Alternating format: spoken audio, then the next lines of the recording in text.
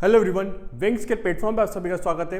दोस्तों, last video में हम लोगों ने आउटपुट डिवाइस के बारे में समझ लिया था और आज हम लोग समझेंगे सॉफ्टवेयर के बारे में, जिसके अंदर हम देखेंगे कि सॉफ्टवेयर क्या होता है और ये कितने प्रकार का होता है। क्लियर है? सो स्टार्ट करते हैं अपना आज का सेशन सॉफ्टवेयर की परिभाषा से। सॉफ्टवेयर क्या होता है? देखिए, सॉफ्टवेयर को एक एग्जाम्पल की मदद से बड़ी आसानी से समझा जा सकता है कि ये क्या होता है। जैसे कुछ देर के लिए मान लीजिए कि कोई एक शहर है, कोई एक सिटी है और उस सिटी की जो पॉपुलेशन है, यानी उसके अंदर, उस शहर के अंदर जितने भी लोग हैं वो सब हार्डवेयर हैं, है ना, क्योंकि वो एक दूसरे को देख सकते हैं, एक दूसरे को छू सकते हैं। तो कुछ देर के लिए मान लीजिए कि एक शहर है और उस शहर के जितने भी लोग हैं वो सब क्या है, वो सब उस शहर के हार्डवेयर हैं। ठीक, अब अगर उस शहर का जो प्रशासन है, एडमिनिस्ट्रेशन है, अगर वो चाहता है कि शहर की जो सार्वजनिक व्यवस्था है वो सुचारू रूप से चलती रहे, उसका जो पब्लिक ऑर्डर है वो प्रॉपर्ली फंक्शन करता रहे, तो इसके लिए जरूरी है दोस्तों कि उस शहर के जो लोग हैं, यानी जितने भी हार्डवेयर हैं, वो सब एक दूसरे के साथ तालमेल बैठाते हुए प्रॉपर कोऑर्डिनेशन के साथ अपना अपना कार्य करते रहें, जिससे कि उस शहर की जो सार्वजनिक व्यवस्था है वो सुचारू रूप से चलती रहे। क्लियर है? सो दोस्तों, इसके लिए जो प्रशासन है उसको क्या करना पड़ेगा, उसको कुछ नियम बनाने पड़ेंगे, उसको कुछ रूल्स बनाने पड़ेंगे और उन नियमों और रूल्स को अपने हार्डवेयर यानी लोगों को बताना होगा कि भाई आपको इन नियमों का पालन करना है, जिससे कि शहर की जो सार्वजनिक व्यवस्था है वो सुचारू रूप से चलती रहे। ठीक, जैसे मान लीजिए कि उस शहर का अगर ट्रैफिक व्यवस्था को मैनेज करना है ना, उस शहर की जो ट्रैफिक सिस्टम है उसको सुचारू रूप से चलाना है, तो प्रशासन को पहले नियम बनाना होगा कि लाल सिग्नल पर गाड़ी को रोकना है और ग्रीन सिग्नल पर गाड़ी को बढ़ा देना है। ठीक, और इन नियमों को प्रशासन को अपने हार्डवेयर नए लोगों को बताना होगा कि भाई जब रेड सिग्नल हो तो अपनी गाड़ी रोक दो और जब ग्रीन सिग्नल हो तो अपनी गाड़ी आगे बढ़ा दो। ठीक, बिकॉज अगर ऐसा नहीं होगा दोस्तों, तो उस केस में उस शहर के जो हार्डवेयर नए लोग हैं उनको पता ही नहीं चलेगा कि कब गाड़ी रोकनी है और कब गाड़ी को आगे बढ़ाना है। और अगर ऐसा होगा दोस्तों, तो उस शहर की जो ट्रैफिक व्यवस्था है वो ठीक तरह से काम नहीं कर पाएगी। दोस्तों, ठीक इसी प्रकार की जो चीज़ है वो कंप्यूटर पर भी लागू होती है कि अगर आप कंप्यूटर पर कोई कार्य करना चाहते हो, तो सबसे पहले दोस्तों आपको कंप्यूटर के जो कंप्यूटर हार्डवेयर हैं, सबसे पहले आपको कंप्यूटर हार्डवेयर के कार्य को परिभाषित करना होता है, यानी आपको कंप्यूटर हार्डवेयर को बताना होता है कि उसका क्या काम है, उसे क्या करना है। जैसे मान लीजिए अगर कोई प्रिंटर है, आप किसी प्रिंटर से प्रिंट निकलवाना चाहते हो, तो सबसे पहले दोस्तों आपको उस प्रिंटर के कार्य को परिभाषित करना होगा, यानी उस प्रिंटर को आपको बताना होगा कि भाई तेरा काम प्रिंट करना है और तुझे प्रिंट निकालना है। ठीक, बिकॉज जब तक आप ऐसा नहीं करोगे दोस्तों, वो जो प्रिंटर है वो प्रिंट निकाल के नहीं देगा। ठीक, सो दोस्तों, इस काम के लिए हमको कंप्यूटर को निर्देश देने होते हैं और इन निर्देशों का जो समूह है वो आपका प्रोग्राम कहलाता है और इन्हीं प्रोग्राम्स को हम सॉफ्टवेयर बोल देते हैं। सो बेसिकली बोला जा सकता है कि जो सॉफ्टवेयर हैं वो आपके ऐसे निर्देश या प्रोग्राम्स होते हैं जो कंप्यूटर हार्डवेयर से निर्धारित कार्य करवाने के लिए उसे दिए जाते हैं। ठीक है, ये हम बोल सकते हैं कि जो सॉफ्टवेयर है ये निर्देशों, प्रोग्रामों या डेटा का एक सेट होता है जो कंप्यूटर को संचालित करने और विशिष्ट कार्यों को करने के लिए इस्तेमाल किया जाता है। क्लियर है? तो दोस्तों, जो आपका सॉफ्टवेयर होता है यही बेसिकली आपके हार्डवेयर को क्रियाशील बनाता है और कोई भी हार्डवेयर तभी कार्य करता है जब उसे उससे संबंधित सॉफ्टवेयर से दिशा निर्देश मिलते हैं। जैसे अगर किसी प्रिंटर से आपको प्रिंट करवाना है, तो सबसे पहले आपको उस प्रिंटर के सॉफ्टवेयर को अपने सिस्टम में इंस्टॉल करना पड़ेगा।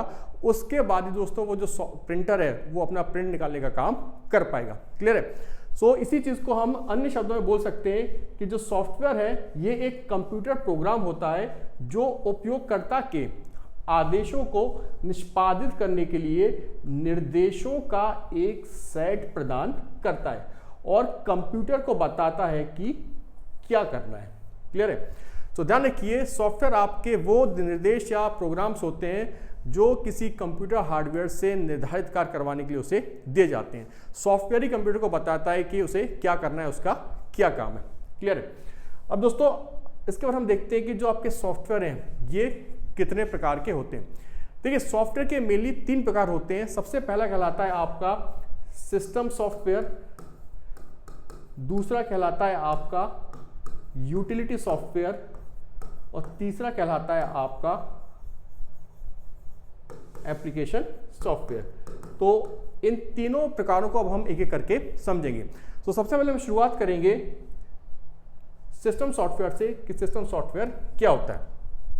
देखिए, सिस्टम सॉफ्टवेयर को ध्यान रखने का एक सबसे आसान तरीका है कि केवल आप इतना ध्यान रखें कि जो आपका ओएस होता है, यानी जो ऑपरेटिंग सिस्टम होता है, जैसे विंडोज़ एक्सपी हो गया, विंडोज़ 98 हो गया, तो ये जो भी आपके ओएस है दोस्तों, ऑपरेटिंग सिस्टम है, ये सिस्टम सॉफ्टवेयर के अंतर्गत ही आते हैं, यानी सिस्टम सॉफ्टवेयर का एक प्रकार है। आपको जस्ट इतना याद रखना है कि जो ओएस है, ऑपरेटिंग सिस्टम है, वो सिस्टम सॉफ्टवेयर का एक प्रकार है। इसके बाद आप अपने आप सिस्टम सॉफ्टवेयर की विशेषताओं को निकाल सकते हैं। जैसे आप जब भी अपने कंप्यूटर को ऑन करते हैं तो सबसे पहले जो चीज़ ओपन होती है वो क्या होती है? वो होता है आपका ओएस, आपका विंडोज़ एक्सपी या विंडोज़ 98 जैसा आपका ऑपरेटिंग सिस्टम, ठीक। और उसके बाद आप अपने कंप्यूटर में जो कुछ भी काम करते हो दोस्तों, तो बेसिकली आप उस ओएस के अंदर रहकर ही वो सारे काम करते हो। सो यहाँ पर हम बोल सकते हैं कि जो ओएस है आपका, वो कंप्यूटर का संचालन करता है, उसको ऑपरेट करता है और कंप्यूटर की जो आंतरिक कार्य प्रणाली है उसका नियंत्रण करता है, ठीक है। साथ ही दोस्तों, आपके जो जितने भी हार्डवेयर डिवाइसेस होते हैं, चाहे मॉनिटर हो जाए, प्रिंटर हो जाए, है ना, इन सब को भी ओएस के द्वारा ही नियंत्रित किया जाता है। इनके बीच में जो समन्वय है वो भी ओएस के द्वारा ही करवाया जाता है। क्लियर है? सो यहाँ से दोस्तों आप सिस्टम सॉफ्टवेयर की विशेषता निकाल सकते हो, बिकॉज जो भी विशेषता भी मैंने आपको ओएस की बताई, ये सारी विशेषताएं आपकी सिस्टम सॉफ्टवेयर की भी हो जाएंगी, क्योंकि जो ओएस है वो सिस्टम सॉफ्टवेयर का एक प्रकार है। क्लियर है? सो हम बोल सकते हैं कि जो सिस्टम सॉफ्टवेयर है ये मूल रूप से कंप्यूटर की आंतरिक कार्य प्रणाली को नियंत्रित करता है और हार्डवेयर डिवाइस जैसे मॉनिटर, प्रिंटर और स्टोरेज डिवाइस आदि को नियंत्रित करता है। क्लियर है? अब वापस आ जाते हैं अपने उसी एग्जांपल पर ओएस के। दोस्तों मान लीजिए कि आपको अपने कंप्यूटर पर फेसबुक चलाना है, ठीक है, फेसबुक चलाना है या फ्लिपकार्ट को यूज़ करना है, उसके ऐप को यूज़ करना है। तो जब तक आपके कंप्यूटर पर ओएस इंस्टॉल नहीं होगा, जब तक आपके कंप्यूटर पर विंडोज़ एक्सपी 98 जैसे आपके ओएस इंस्टॉल नहीं होंगे, तब तक आप अपने कंप्यूटर पर फेसबुक का यूज़ नहीं कर सकते, ठीक। और ये जो भी आपके फेसबुक हो गए, फ्लिपकार्ट हो गए, है ना, व्हाट्सअप वगैरह हो गए, ये सब दोस्तों एप्लीकेशन सॉफ्टवेयर के एग्जांपल हैं। सो यहाँ से कंक्लूजन निकलता है कि विदाउट ओएस आप एप्लीकेशन सॉफ्टवेयर का यूज़ नहीं कर सकते। यानी ओएस यानी अगर आपको एप्लीकेशन सॉफ्टवेयर का यूज़ करना है, आपको फेसबुक, फ्लिपकार्ट जैसे एप्लीकेशन सॉफ्टवेयर का यूज़ करना है, तो उसके लिए पहले जरूरी है कि आपके सिस्टम में क्या हो? आपके सिस्टम में ओएस हो, क्योंकि जो ओएस होता है दोस्तों, यही एप्लीकेशन सॉफ्टवेयर के लिए पृष्ठभूमि यानी बैकग्राउंड का निर्माण करता है, ठीक है। तो यहाँ से आपका जो सिस्टम सॉफ्टवेयर है उसकी एक अगली विशेषता निकलती है कि जो सिस्टम सॉफ्टवेयर होते हैं, इनके अभाव में एप्लीकेशन सॉफ्टवेयर का प्रयोग नहीं किया जा सकता और सिस्टम सॉफ्टवेयर ही एप्लीकेशन सॉफ्टवेयर के लिए, एप्लीकेशन सॉफ्टवेयर के उपयोग के लिए पृष्ठभूमि यानी बैकग्राउंड का निर्माण करते हैं। साथ ही दोस्तों, अगर आपको किसी एप्लीकेशन सॉफ्टवेयर को डेवलप करना है तो उस केस में भी आपको ओएस यानी सिस्टम सॉफ्टवेयर की जरूरत पड़ेगी, ठीक। तो यहाँ से एक अगली विशेषता निकलती है कि जो सिस्टम सॉफ्टवेयर होते हैं वो एप्लीकेशन सॉफ्टवेयर के लिए, एप्लीकेशन सॉफ्टवेयर के विकास के लिए सहायता देते हैं। इनके बिना, यानी जो आपका सिस्टम सॉफ्टवेयर है, इनके बिना आप एप्लीकेशन सॉफ्टवेयर का विकास नहीं कर सकते, ठीक। इसके अलावा दोस्तों आपने ध्यान दिया होगा कि जब भी आप सिस्टम ऑन करते हो तो सबसे पहले आपका क्या ओपन हो रहा है? ओएस सिस्टम, ओएस ओपन हो रहा है ना, आपका जो ऑपरेटिंग सिस्टम है वो ओपन हो रहा है। सो बेसिकली आपका कंप्यूटर के साथ जो इंटरेक्शन हो रहा है, आपकी कंप्यूटर के साथ जो अंतःक्रिया हो रही है, वो किसके माध्यम से हो रही है? वो ओएस के माध्यम से ही हो रही है। सो यहाँ पे हम बोल सकते हैं कि जो ओएस है वो क्या करता है? वो कंप्यूटर और यूजर के बीच इंटरफेस का निर्माण करता है, यानी ओएस के माध्यम से ही हम अपने कंप्यूटर से इंटरेक्ट करते हैं। और जो ओएस अभी आपको पता है, ये आपके सिस्टम सॉफ्टवेयर का एक प्रकार है। सो हम बोल सकते हैं कि जो आपका सिस्टम सॉफ्टवेयर है, यह हार्डवेयर और उपयोगकर्ता अनुप्रयोगों के बीच एक इंटरफेस की तरह कार्य करता है, ठीक है। सो सिस्टम सॉफ्टवेयर क्या होता है आपको समझ में आया? अब दोस्तों हम देखते हैं कि जो सिस्टम सॉफ्टवेयर है ये कितने प्रकार का होता है। देखिए, सिस्टम सॉफ्टवेयर में सबसे पहला आता है आपका ओएस। और ओएस क्या होता है यह भी मैं आपको बता चुका हूं कि जो आपका ऑपरेटिंग सिस्टम है, ये कंप्यूटर सिस्टम का मुख्य प्रोग्राम होता है। जब कंप्यूटर सिस्टम चालू होता है, यानी जब भी आप अपने सिस्टम को ऑन करोगे, तो ये सबसे पहला सॉफ्टवेयर होता है जो कंप्यूटर की मेमोरी में लोड होता है ना। सबसे पहले क्या ओपन होता है? आपका ओएस यानी ऑपरेटिंग सिस्टम, और ये मूल रूप से computer memory, CPU, printer, hard disk जैसे आपके जितने भी संसाधन हैं इनका प्रबंधन करता है। साथ ही ये उपयोगकर्ता को एक इंटरफेस प्रदान करता है, यानी ओएस के माध्यम से ही आप अपने कंप्यूटर के साथ इंटरेक्ट करते हो। ठीक, इसके अलावा दोस्तों इंटरफेस के माध्यम से ही जो ओएस है वो उपयोगकर्ता को कंप्यूटर सिस्टम के साथ बातचीत करने में मदद करता है। ठीक, साथ ही साथ आपके जितने भी एप्लीकेशन सॉफ्टवेयर हैं उनके निर्माण के लिए या उनके विकास के लिए भी आपको ओएस की जरूरत पड़ती है। ठीक, कई सारे एग्जांपल हैं आपके ओएस के, जैसे लिनक्स हो गया, एप्पल मैक ओएस हो गया जो कि एप्पल के डिवाइसेस में यूज़ किया जाता है। इसी प्रकार आपके माइक्रोसॉफ्ट विंडोज़ हो गए, जैसे 98, XP, विंडोज़ 11, 10। ठीक, तो ये जितने भी हैं आपके, ये सब आपके ओएस के एग्जाम्पल हैं। क्लियर है? सो ओएस क्या होता है समझ में आया आपको? ओएस के बाद जो आपके सिस्टम सॉफ्टवेयर का अगला प्रकार है दोस्तों, वो है आपका भाषा अनुवादक यानी लैंग्वेज ट्रांसलेटर। ये क्या होता है? देखिए, मैं आपको ऑलरेडी बता चुका हूँ कि कंप्यूटर के अंदर दो प्रकार की भाषाएं होती हैं। जो कंप्यूटर की भाषाएं होती हैं उनके दो वर्ग होते हैं। एक कहलाता है आपका निम्न स्तरीय भाषाएं और दूसरा कहलाता है आपका उच्च स्तरीय भाषाएं। ठीक, कंप्यूटर बेसिकली जो भाषा समझता है वो है आपकी मशीन भाषा यानी 01 की भाषा, और ये जो 01 की भाषा है दोस्तों, ये निम्न स्तरीय भाषा के अंतर्गत आती है। वहीं वर्तमान में हम जिस लैंग्वेज में प्रोग्रामिंग कर रहे हैं वो कहलाती है आपकी उच्च स्तरीय भाषा, जैसे आपका सी हो गया, C++ वगैरह हो गया, जावा हो गया, ये सब आपके हायर लेवल लैंग्वेज के अंदर आते हैं। ये सब आपकी उच्च स्तरीय भाषा के अंतर्गत आते हैं और वर्तमान में इन्हीं उच्च स्तरीय भाषा में प्रोग्रामिंग की जाती है। अब जो कंप्यूटर है उसे तो केवल क्या आता है? उसे केवल मशीन भाषा आती है, उसे केवल 01 की लैंग्वेज आती है। तो दोस्तों जब आप उच्च स्तरीय भाषा में प्रोग्रामिंग करते हो तो उसको हमको कंप्यूटर को समझाने के लिए मशीन भाषा में बदलना पड़ता है ताकि कंप्यूटर उसको आसानी से समझ जाए, क्योंकि वो केवल 01 की लैंग्वेज ही समझ सकता है।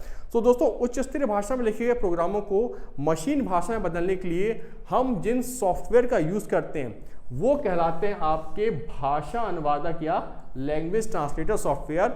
और ये जो आपके भाषा अनुवादक सॉफ्टवेयर है दोस्तों, ये सिस्टम सॉफ्टवेयर का ही एक प्रकार है। ठीक है, जैसे आपका कंपाइलर हो गया, इंटरप्रेटर हो गया, ये सब क्या है? ये सब आपके भाषा अनुवादक सॉफ्टवेयर हैं जो उच्च स्तरीय भाषा में लिखे गए प्रोग्रामों को निम्न स्तरीय भाषा में यानी मशीन भाषा में बदलते हैं। ठीक, बाकी ये कैसे काम करते हैं सॉफ्टवेयर, इनको हम आगे समझेंगे जब मैं आपको अलग से कंपाइलर और इंटरप्रेटर के बारे में बताऊंगा। क्लियर है? तो ध्यान रखिए कि ये जो आपके भाषा अनुवादक सॉफ्टवेयर हैं ये भी आपके सिस्टम सॉफ्टवेयर का प्रकार है। इसके बाद दोस्तों जो अगला प्रकार है आपके सिस्टम सॉफ्टवेयर का, वो है आपका डिवाइस ड्राइवर। देखिए, डिवाइस ड्राइवर आपका एक प्रोग्राम या सॉफ्टवेयर होता है जो किसी डिवाइस को नियंत्रित करता है और उस डिवाइस को उसके कार्य करने में मदद करता है। यानी जिस कार्य के लिए वो डिवाइस बनाया गया है, डिवाइस वो कार्य कर पाए, उस केस में ये उसकी मदद करता है। जैसे प्रिंटर, माउस, मॉडेम जैसे आपकी जो डिवाइस हैं, इनको कंप्यूटर सिस्टम से हमेशा कनेक्ट होने के लिए ड्राइवर की ज़रूरत पड़ती है। इसलिए जब आप अपने कंप्यूटर सिस्टम से कोई नया डिवाइस कनेक्ट करते हैं तो सबसे पहले आपको उस डिवाइस का ड्राइवर इंस्टॉल करना होगा ताकि आपका ऑपरेटिंग सिस्टम जान सके कि उस डिवाइस को कैसे नियंत्रित या प्रबंधित करना है। जैसे मान लीजिए आप एक नया प्रिंटर खरीद के लाते हैं, ठीक है, तो आप प्रिंटर खरीद के लाओगे, उसको जब कंप्यूटर से कनेक्ट करोगे तो डायरेक्ट आपका प्रिंट नहीं निकालेगा। वो आपका प्रिंट तभी निकालेगा जब पहले आप उस कंप्यूटर का जो ड्राइवर है, यानी उस कंप्यूटर का उस प्रिंटर का जो ड्राइवर है, यानी उस प्रिंटर का जो प्रोग्राम सॉफ्टवेयर है, उसको आपको पहले उस कंप्यूटर के अंदर इंस्टॉल करना होगा। एक बार जब आप उस प्रिंटर का ड्राइवर या सॉफ्टवेयर इंस्टॉल कर दोगे, उसके बाद आपके कंप्यूटर का जो ओएस है वो आसानी से समझ जाएगा कि ये जो आपका नया प्रिंटर है इसको कैसे प्रबंधित या नियंत्रित किया जाना है, ये कैसे प्रिंट निकालेगा। और उसके बाद ही दोस्तों आप अपने उस नए प्रिंटर से प्रिंट निकाल सकते हैं। क्लियर है। सो इस प्रकार के जो सॉफ्टवेयर है दोस्तों, ये कहलाते हैं आपके डिवाइस ड्राइवर। ठीक, आगे बढ़ते हैं। तो सॉफ्टवेयर के प्रकार के अंदर जो पहला था वो था आपका सिस्टम सॉफ्टवेयर। इसके बाद आपका जो अगला प्रकार आता है सॉफ्टवेयर का, वो है आपका यूटिलिटी सॉफ्टवेयर। देखिए, जो आपके यूटिलिटी सॉफ्टवेयर हैं, इनको भी समझने का बड़ा आसान तरीका है कि आप केवल इतना ध्यान रखें कि आपके जो भी एंटीवायरस सॉफ्टवेयर होते हैं, आपके जो भी एंटीवायरस प्रोग्राम होते हैं, जैसे मैकएफे हो गया, नॉर्टन एंटीवायरस हो गया, ये सब आपके यूटिलिटी सॉफ्टवेयर के एग्जाम्पल है। ठीक, अगर आपको इतना पता है तो आप बड़ी आसानी से समझ सकते हैं कि यूटिलिटी सॉफ्टवेयर क्या होते हैं। जैसे आप जानते हैं कि जो आपके एंटीवायरस प्रोग्राम्स होते हैं, जो एंटीवायरस सॉफ्टवेयर्स होते हैं, ये आपके कंप्यूटर की वायरस और दूसरे मैलवेयर आदि से सुरक्षा करते हैं, है ना।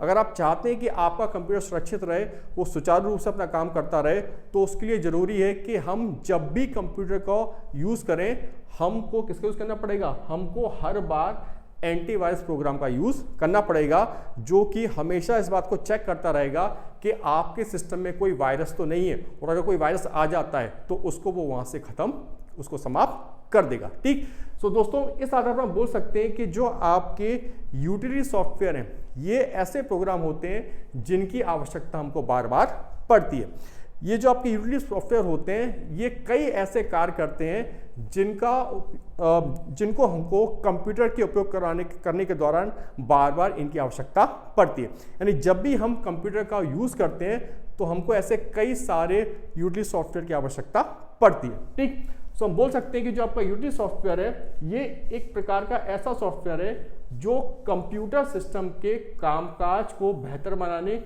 और बनाए रखने के लिए डिज़ाइन किया गया है। यानी आपके कंप्यूटर का जो कार्य है उसको सरल बनाने के लिए, उसको अशुद्धियों से दूर रखने के लिए या उसको सुरक्षित रखने के लिए आप यूटिलिटी सॉफ्टवेयर का प्रयोग करते हो। ठीक, जैसे हो गया आपका एंटीवायरस सॉफ्टवेयर।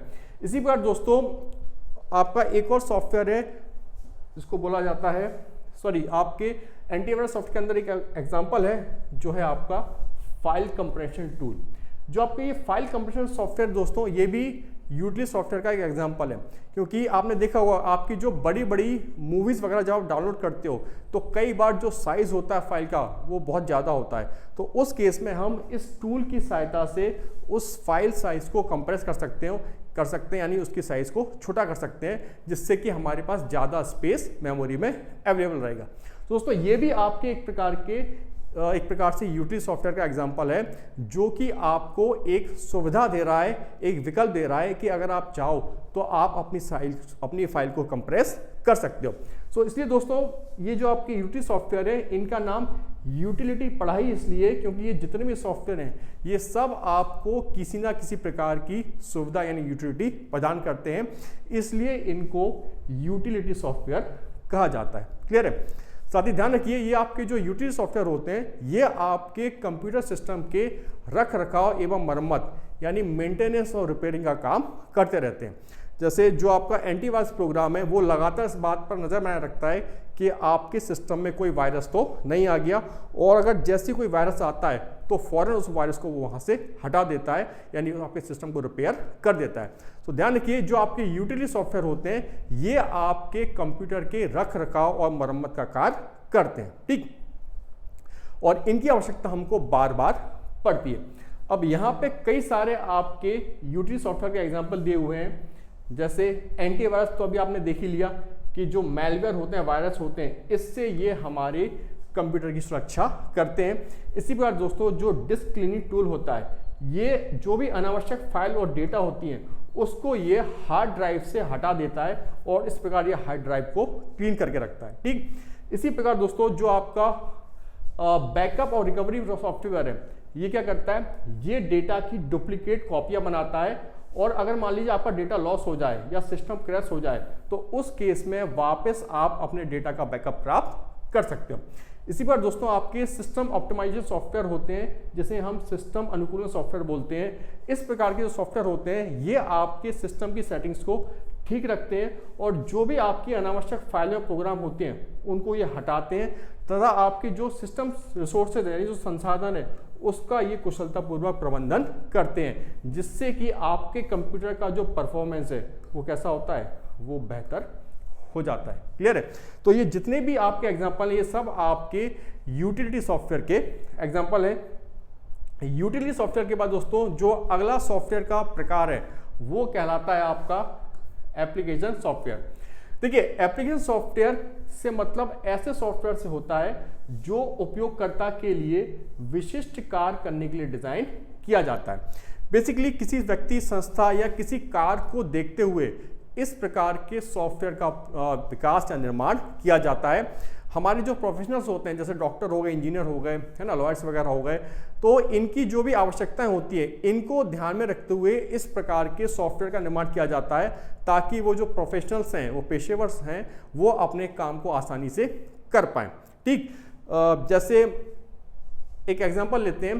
पहले जब हम अपनी आंखों को टेस्ट कराने जाते थे डॉक्टर के पास, तो जो डॉक्टर था वो क्या करता था, वो हमारी आंखों पर चश्मा पहनाता था और हमको लेंस लगाता था और सामने ABCD पढ़ने के लिए बोलता था। ठीक, अब अगर वर्तमान में अगर आप अपनी आँख चेक कराने के लिए जाते हो, अपनी आई टेस्ट कराने के लिए जाते हो, तो अब आपको उस प्रोसेस से नहीं गुजरना होगा। अब क्या होता है कि जो डॉक्टर होगा वो क्या बोलेगा, वो आपके फेस के सामने एक मशीन रखेगा और आपको बोलेगा कि इस मशीन में एक बैलून उड़ेगा, आपको केवल कुछ सेकंड के लिए उसको देखना है, और जैसे आप ऐसा करोगे आपकी जो आंखें हैं वो चेक, उनका टेस्ट हो जाएगा। तो यहाँ पे दोस्तों उस मशीन के अंदर जो सॉफ्टवेयर यूज किया जा रहा है वो किसका एग्जांपल है, वो आपके एप्लीकेशन सॉफ्टवेयर का एग्जांपल है, जिसकी मदद से वो जो डॉक्टर है वो अब मरीज की जो आंखें हैं, पेशेंट की जो आंखें हैं, उनको अब ज़्यादा बेहतर तरीके से उनका निरीक्षण या उनको टेस्ट कर सकता है। ठीक, सो जो आपके एप्लीकेशन सॉफ्टवेयर होते हैं ये बेसिकली किसी व्यक्ति, संस्था या पेशेवर की जो नीड्स होती है, आवश्यकताएं होती है, उनको ध्यान में रखते हुए इस प्रकार के सॉफ्टवेयर का प्रयोग, इस प्रकार के सॉफ्टवेयर का निर्माण किया जाता है। ठीक, जैसे आपके माइक्रोसॉफ्ट वर्ड हो गया, एक्सेल हो गया, गूगल क्रोम हो गए, व्हाट्सएप हो गए, है ना, आपका GPS हो गया, मल्टीमीडिया हो गया, आपके जो प्रेजेंटेशन सॉफ्टवेयर हो गए, ये सब आपके एप्लीकेशन सॉफ्टवेयर के अंदर आते हैं और किन्हीं विशेष आवश्यकताओं को ध्यान में रखते हुए ही इन प्रकार के सॉफ्टवेयर का निर्माण किया जाता है। ठीक, तो ध्यान रखिए ये जो आपके सॉफ्टवेयर हैं ये सीधे उपयोगकर्ताओं के द्वारा उपयोग में लाए जाते हैं।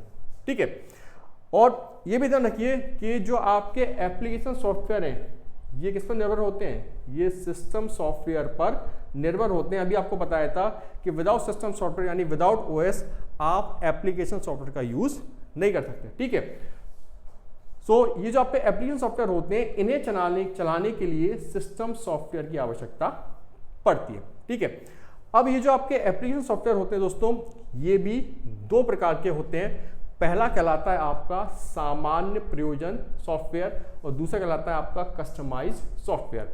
तो जो आपका सामान्य प्रयोजन सॉफ्टवेयर दोस्तों बेसिकली इस प्रकार का जो एप्लीकेशन सॉफ्टवेयर होता है इसका उपयोग विभिन्न प्रकार के कार्यों के लिए किया जाता है। ये केवल एक विशिष्ट कार्य करने तक ही सीमित नहीं होते और सामान्यतः ये सभी लोगों के लिए उपयोगी होते हैं, यानी अधिकतर लोग इसका यूज कर सकते हैं। जैसे आपका MS वर्ड हो गया, MS एक्सेल हो गया, पावर पॉइंट हो गया, ये सब आपके सामान्य प्रयोजन सॉफ्टवेयर के अंतर्गत आते हैं। ठीक, वही दोस्तों जो आपके कस्टमाइज सॉफ्टवेयर होते हैं इस प्रकार के एप्लीकेशन सॉफ्टवेयर का उपयोग विशिष्ट कार्यों को करने के लिए किया जाता है और ये किसी विशेष संगठन को ध्यान रखते हुए इनका डिजाइन किया जाता है। जैसे आपका जो रेलवे आरक्षण सिस्टम हो गया, है ना, आपका जो रेलवे रिजर्वेशन सिस्टम हो गया, आपका जो एयरलाइन रिजर्वेशन प्रणाली हो गई, आपका जो चालान प्रबंधन प्रणाली हो गई, इनके लिए जो सॉफ्टवेयर यूज में लाए जाते हैं एप्लीकेशन सॉफ्टवेयर, वो सब आपके कस्टमाइज सॉफ्टवेयर होते हैं और